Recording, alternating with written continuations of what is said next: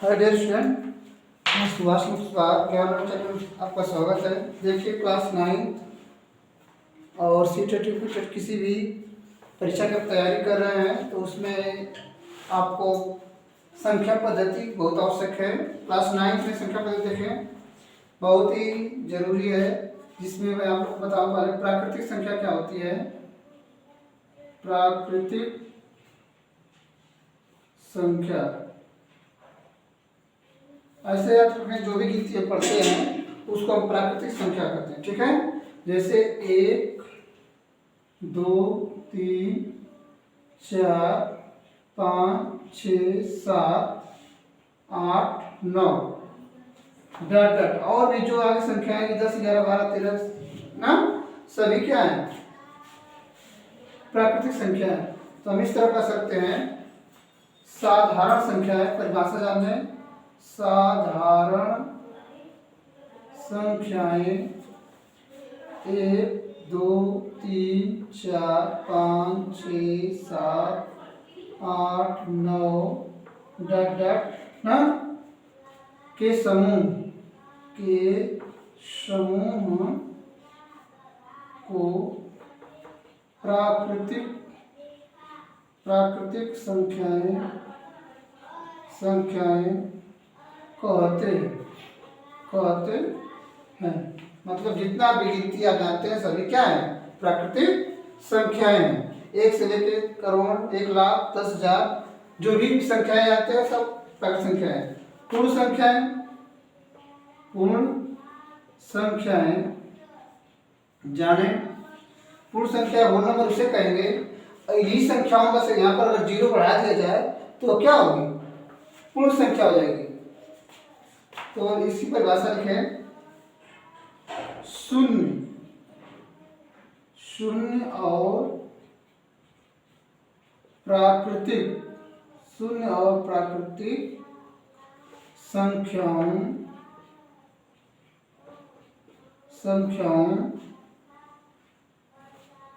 के संग्रह को पूर्ण संख्या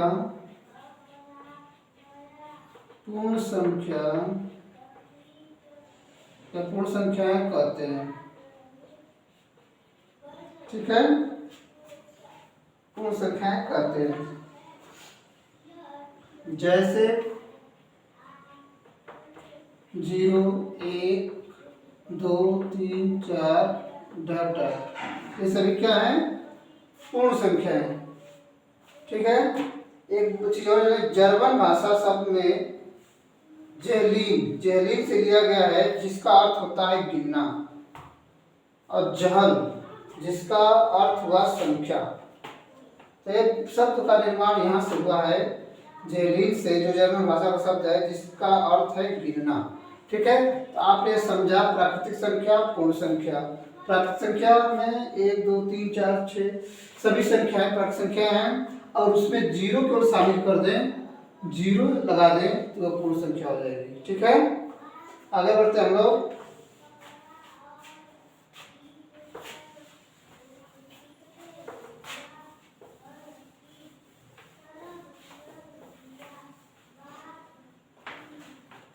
अब जानेंगे अपरिमेय संख्याएं। अपरिमेय संख्याएं, अपरिमेय संख्याएं पहले हमको परिमेय संख्या जाना चाहिए, बाद में अपरिमेय संख्या। परिमेय संख्या पहले, परिमेय संख्या ऐसी संख्या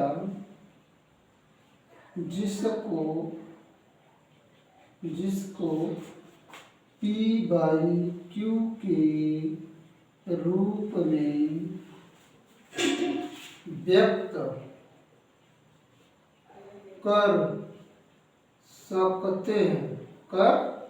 सकते हैं उसे परिमेय संख्या कहते हैं। परमेय संख्या कहते हैं। ठीक है, जैसे 0, 1, 2, 3, 4 सभी परमेय संख्या, क्योंकि इनके बटा हम एक सबके लिख सकते हैं, सबके लिख सकते हैं ना, तो सभी परमेय संख्या है।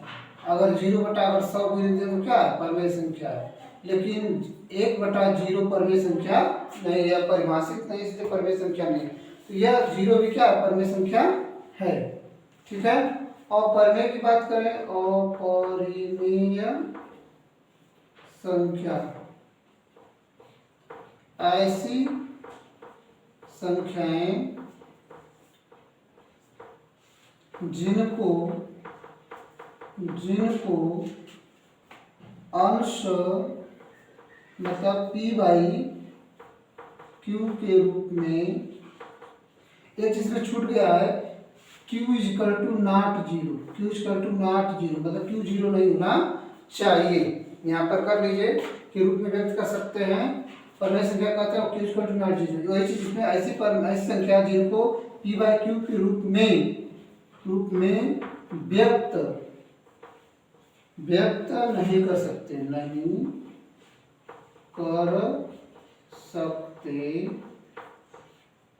हैं, उसे अपरिमेय संख्या कहते हैं। जैसे 0, 1 बटा 0, ठीक, 1 बटा 0, कड़ी में 3, कड़ी में 2, कड़ी में 5, कड़ी में 5, 11 कड़ी में, मतलब जो संख्याएं कड़ी में होंगी वे सभी संख्याएं क्या हो जाएंगी, अपरिमेय संख्याएं कहलाएंगी। ठीक, परमेय और अपरिमेय संख्या फिर एक बार समझ लें, ऐसी संख्या जिसको p/q के रूप में व्यक्त कर सकते हैं उसे परमेय संख्या कहें। q = नॉट 0, जैसे 0, 1, 2, 3, 4 इस तरह लिखने से सबके बटा हर होगा। और अपरिमेय ऐसी संख्या जिसके p/q के रूप में व्यक्त नहीं कर सकते उसे अपरिमेय संख्या, इसमें बढ़ा लीजिएगा q = नॉट 0, इसमें भी q 0 नहीं होना चाहिए। अगर q 0 हो जाएगा तो भी अपरिमेय संख्या, अपरिमेय संख्या नहीं होगा। इसमें 0, पाई को हम अपरिमेय संख्या कहते हैं, पाई को क्या कहते हैं, अपरिमेय संख्या, याद रखें। 0 क्या है, परमेय संख्या है, और पाई अपरिमेय संख्या, इसको हम पाई लिखते हैं, इसको व्यक्त करते हैं। ठीक,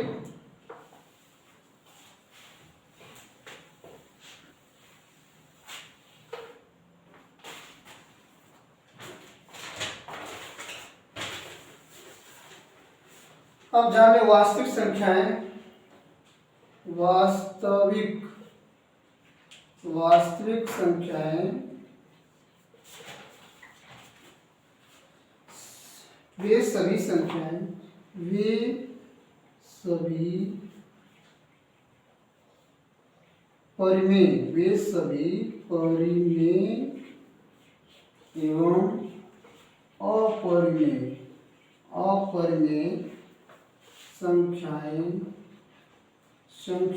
संख्याओं के संग्रह को वास्तविक संख्या कहते हैं, वास्तविक संख्या कहते हैं। ठीक है, इस तरह से जान लीजिए। जैसे 0 होगा, लाइन रेखा में इस तरह देखा 0 होगा, 1 बटा 2 होगा, 1 बटे 5 होगा।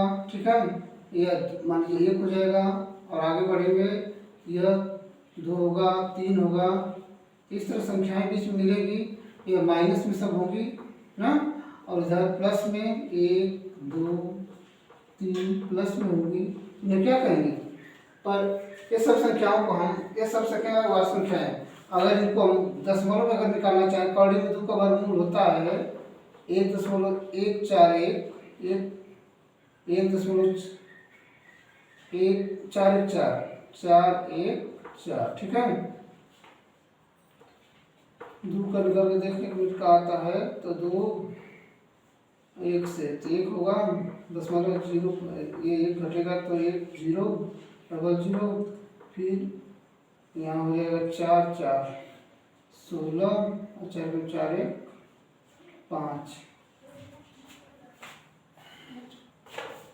1 2 4 4 1.41 4 इस तरह होता है। तो 1.44 का मतलब हो गया कि इसमें आएगा 1.4, मतलब यहाँ आ सकता है 1.4 इस तरह से। तो सभी संख्याओं को संख्या रेखा पर दिखा सकते हैं। तो आगे बढ़ेंगे हम लोग। ये आपको बात समझ में आ गई। अब अगर व्यास में आएंगे तो पहला सवाल हमारा एक पूछ रहा है 101 में, क्या 0 एक परिमेय संख्या है? क्या इसे हम p बाई क्यू के रूप में व्यक्त कर सकते हैं? और p और q पूर्णांक हैं और q equal to not zero. इसका जवाब लिखना होगा कि हाँ, जवाब लिखना होगा हाँ 0 एक परिमेय संख्या है। और यहाँ लिखेंगे 0 एक परिमेय संख्या है, परिमेय संख्या है। इसे p बाई क्यू के रूप में व्यक्त कर सकते हैं।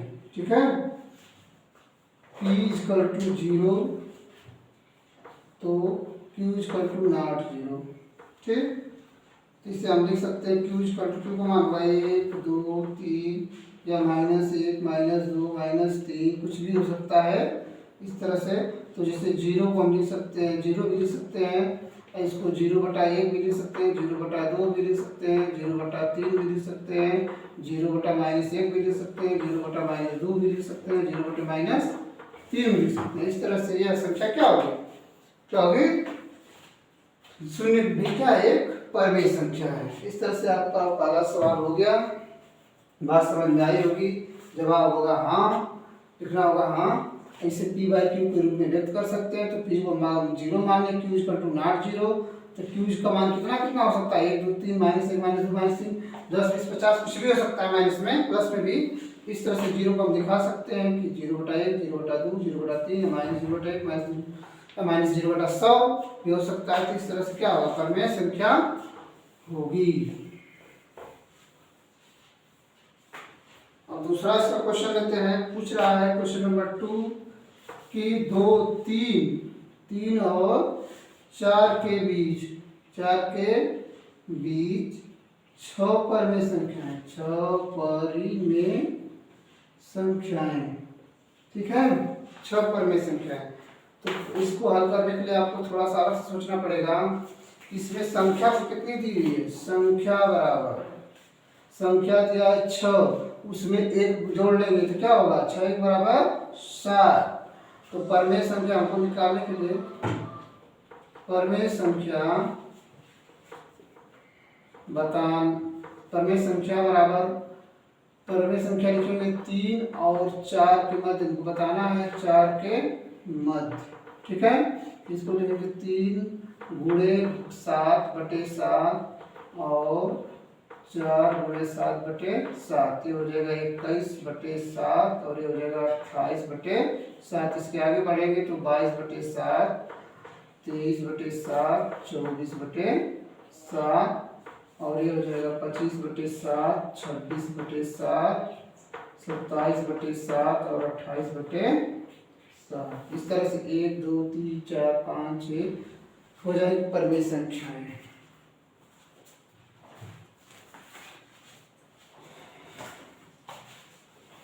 इस तरह से आपको समझ में आया होगा कि परिमेय संख्या कैसे निकालते हैं बीच में। लेकिन इसमें प्रतिबंध है, जिसका हर एक को इस तरह से निकलेगा। अगर दूसरा देखें क्वेश्चन नंबर 3 3/5 और 4/5 के मध्य 3/4 और 3/5 के लिए 3/5 और 4/5 के बीच बताना है 5 परिमेय संख्या। कितनी?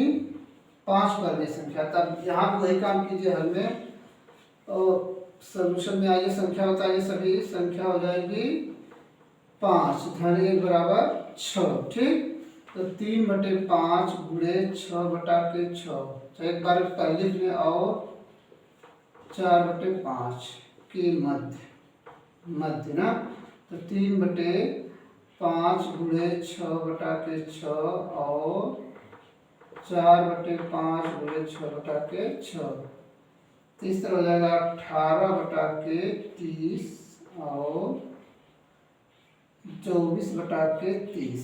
ठीक है, यहाँ निकाल दें 18/30, 19/30, 20/30, 21/30, 22/30, 23/30 और 24/30। इस तरह से हो जाएंगी पहली संख्याएं।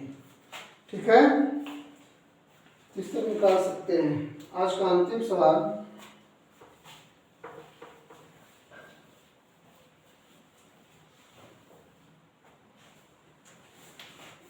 जो आपको पूछ रहा है सत्य सत्य के रूप में कथा, नीचे दिए गए कथन को सत्य सत्य कारणों के साथ अपने उत्तर की जांच कीजिए। पहला पूछा है कि प्रत्येक प्राकृतिक संख्या एक पूर्ण संख्या होती है। पहला का जवाब पूछ रहा है कि एक प्राकृतिक संख्या पूर्ण संख्या होती है, तो लिख देना है सत्य है, मतलब प्राकृतिक संख्या पूर्ण संख्या होती है, क्योंकि अभी 0 1 2 3 4 इस तरह अगर लिखेंगे डॉट डॉट, तो इसमें यह क्या है, यहाँ से यहाँ तक प्राकृतिक संख्या है। क्या है? प्राकृतिक संख्या। ठीक, यह प्राकृतिक संख्या, और अगर पूरा शामिल कर लें यहाँ से यहाँ तक तो पूर्ण संख्या हो जाएगी। क्या हो जाएगी? पूर्ण संख्या हो जाएगी ना। तो यह प्राकृतिक संख्या पूर्ण संख्या में शामिल है कि नहीं है? तो इसका जवाब होगा हाँ, सत्य है। ठीक है, दूसरा पूछ रहा है प्रत्येक पूर्णांक एक पूर्ण संख्या होती है। प्रत्येक पूर्णांक एक पूर्ण संख्या होती है, तो यह उत्तर हमारा असत्य है। क्या है? असत्य है, क्योंकि प्रत्येक पूर्णांक एक पूर्ण संख्या नहीं हो सकती, क्योंकि इसमें देखिए पूर्णांक में प्लस माइनस सभी होते हैं, जैसे -2 -1 0 1 2 3। ठीक है, ये सभी क्या होंगे? पूर्णांक होंगे, लेकिन हमको क्यों पूर्ण संख्या की बात कर रहा है, तो पूर्ण संख्या इतना ही है, जितना ही पूर्ण संख्या है ना, और इसमें ये भी शामिल है। तो हम यह कह सकते हैं कि प्राकृतिक जो पूर्ण संख्या है, पूर्णांक है, पूर्ण संख्या नहीं है। ठीक है, और आगे अगला तीसरा है, पूछ रहा है कि प्रत्येक परमेय संख्या एक पूर्ण संख्या होती है। प्रत्येक पूर्ण संख्या परमेय संख्या पूर्ण संख्या होती है, कोई जरूरी नहीं है। ठीक है, क्योंकि ये कुछ संख्याएं दशमलव की होती हैं जो परमेय संख्या नहीं हो सकती। इसका जवाब इसे 1/2 3/4 -3/5 या 3.6655 इस तरह संख्याएं परमेय संख्याएं हैं, परंतु पूर्ण संख्याएं नहीं है। परमेय संख्याएं हैं लेकिन पूर्ण संख्याएं नहीं है। ठीक है, इस तरह जवाब है। तो आज की वीडियो में इतना ही, फिर अगली वीडियो में 1.2 के लिए मिलेंगे हम लोग, और आगे अधिक से अधिक सवाल हल होंगे। आज के लिए इतना ही, धन्यवाद। अगर मेरे चैनल पर नए सब्सक्राइब जरूर करें, लाइक करें, और बहुत सी वीडियो देखेंगे, बहुत सी वीडियो पड़े पीछे जिसको आप लोग देखें।